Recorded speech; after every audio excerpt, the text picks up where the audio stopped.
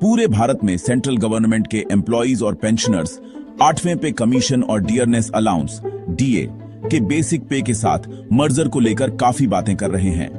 DA के 50% cross करने के साथ परमानेंट सैलरी हाइक की उम्मीदें बढ़ गईं, क्योंकि यूनियंस ने बहुत लॉबी की और सोशल मीडिया पर भी काफी बातें हुई।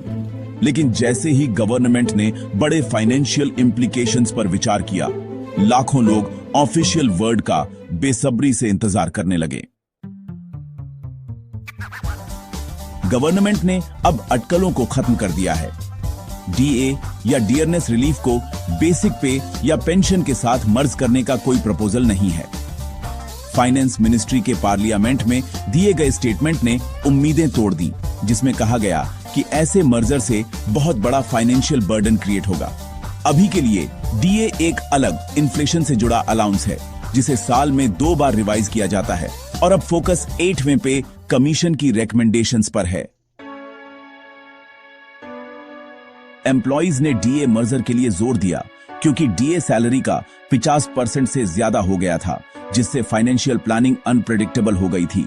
डीए को मर्ज करने से बेसिक पे में परमानेंट बढ़ोतरी होती, जिससे टेक होम सैलरी और उससे जुड़े सभी अलाउंस जैसे एचआरए और ट्रांसपोर्ट अलाउंस बढ़ जाते। रिटायरमेंट पर इसका असर और भी ज्यादा होता। पेंशन, ग्रेच्युटी और लीव एनकैशमेंट सभी बढ़ जाते, जिससे रिटायरमेंट के बाद बेहतर सिक्योरिटी मिलती। यूनियंस ने तर्क दिया कि बढ़ती लिविंग कॉस्ट के साथ बने रहने और स्टेबिलिटी प्रोवाइड करने के लिए यह बहुत जरूरी था।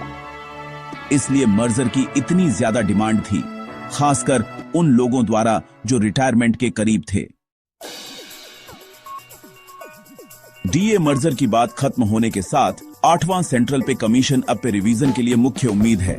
नवंबर 2025 में बना यह कमीशन पे अलाउंस और पेंशन की समीक्षा करेगा और सभी स्टेक होल्डर्स से कंसल्ट करेगा।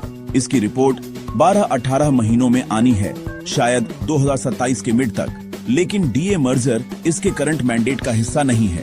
रिपोर्ट के बाद एक लंबी रिव्यू प्रोसेस होगी, लेकिन कोई भी बदलाव जनवरी 2026 से प्रभावी होने की उम्मीद है, जिसमें एरियर्स का भुगतान किया जाएगा। कमीशन की रिकमेंडेशंस लाखों गवर्नमेंट एम्प्लॉइज और पेंशनर्स के फाइनेंशियल फ्यूचर को शेप देंगी।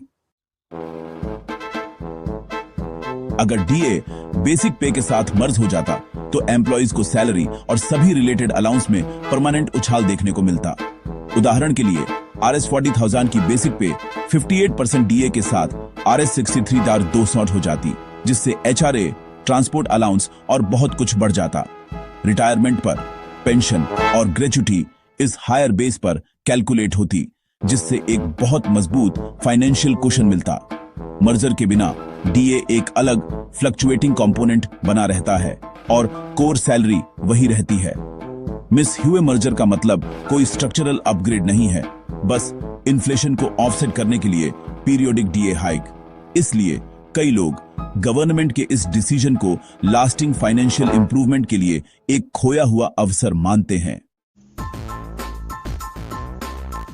डीए मर्जर को खारिज किए जाने के साथ अब सभी की निगाहें किसी भी बड़े पे या पेंशन हाइक के लिए 8वें पे कमीशन पर हैं। तब तक डीए और डियरनेस रिलीफ अलग इन्फ्लेशन एडजस्टेड अलाउंस के रूप में जारी रहेंगे, जिन्हें हर 6 महीने में रिवाइज किया जाएगा। जनवरी 2026 में अगली डीए हाइक कुछ राहत देगी, लेकिन असली बदलाव कमीशन की रिपोर्ट पर निर्भर करता है, जिसकी उम्मीद 2027 के मिड तक है। इंप्लीमेंटेशन में टाइम लगेगा, लेकिन बदलाव जनवरी 2026 से बैकडेटेड होने की संभावना है, जिससे एरियर्स सुनिश्चित होंगे। यूनियंस और एम्प्लॉइज को एक फेयर मॉडर्न पे स्ट्रक्चर के लिए कमीशन के सामने एक मजबूत केस बनाने पर फोकस करना चाहिए। इंतजार लंबा है, लेकिन एक सिग्निफिकेंट फाइनेंशियल अपग्रेड की